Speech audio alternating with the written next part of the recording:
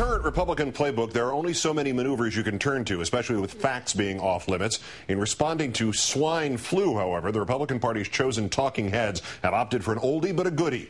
Our third story tonight, making scapegoats out of Mexicans. Swine flu has killed more than 150 people in Mexico, the country considered ground zero of this outbreak. At least 68 cases have been reported in the U.S. as of today, with a handful hospitalized and no fatalities. Republican Congresswoman Michelle Bachmann said she found it, quote, interesting that the last swine flu outbreak was in 1976 under another Democratic president, Jimmy Carter, one who took office in 1977. But Republican commentators, from the radio clowns to the respected journalists at Fixed News, have resurrected the shrewd political tactic that served them so well last year of using our loose border controls with Mexico to terrify Americans. Michelle Malkin writes, I've blogged for years about the spread of contagious diseases from around the world into the U.S. as a result of uncontrolled immigration. We've heard for years from reckless open border ideologues who continue to insist there's nothing to worry about. And we've heard for years that calling any attention to the dangers of allowing untold numbers of people to pass across our borders and through our other ports of entry without proper medical screening, as required of every legal visitor immigrant to this country, is racist. Well, yes, you are a racist. Exactly how does that apply, though, to the people who the Centers for Disease Control confirmed actually carried the swine flu from Mexico to the U.S.? A group of Catholic school students from New York City who spent spring break in Cancun. Uncontrolled Catholic immigration, open borders for private school kids are reckless? Anyway, unswayed by the facts, the Republican echo chamber tried to stir the American melting pot with its classic recipe of hate and fear.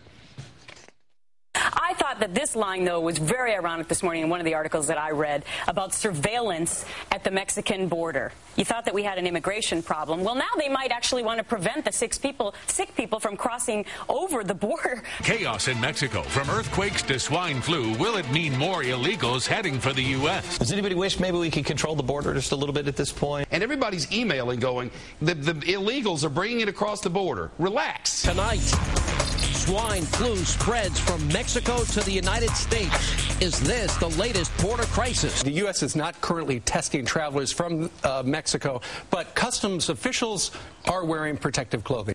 Illegal aliens are carriers of the new strain of human swine avian flu from Mexico. Is this a terrorist attack? Some, though, say the solution is to close the border. Now talk that we should even close the border? If this is so important, why haven't we closed the border?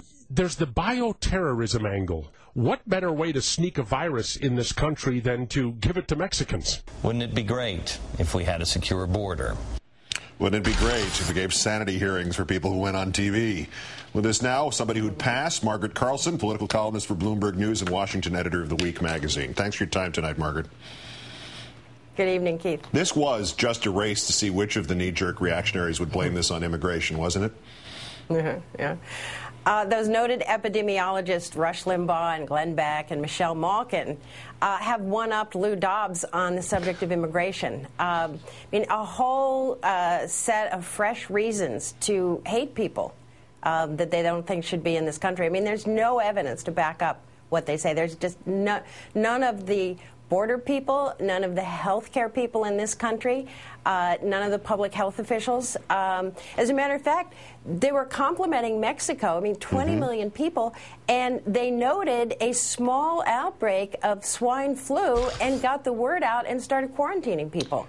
In addition to we should be grateful to Mexico. Exactly. In addition to there being no evidence that there's anything that pertains to this issue of immigration, legal or otherwise, the whole issue as a political issue worked so poorly for the GOP last year. What is this? Sounds like they're ignoring the Earl Inspector advice. Somebody desperately thinks that winning the primary is all you need to do. What is the end game in this? There seems to be no ability to actually make this work on a national level with a political population.